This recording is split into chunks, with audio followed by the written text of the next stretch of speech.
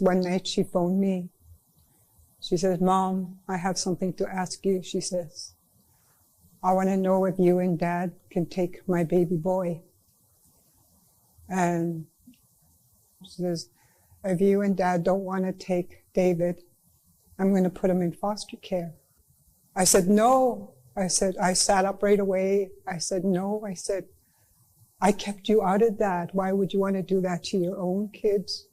And I said, yes, right away. My husband's right beside me. I said, when, where, and where can we meet?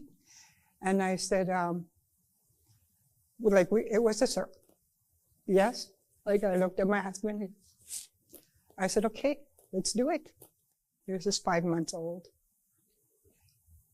Where they say that you fall in love at first sight. Yeah, that was me. I fell in love with him right then and there.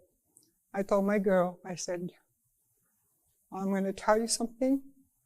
And I said, I don't want you playing with my boy's life. I said, I don't want you saying, Mom, I want him back in a couple of months or whatever. I said, once you give David to us, I said, we're going to raise him. We'll nurture him. We'll love him. We already had that love, eh?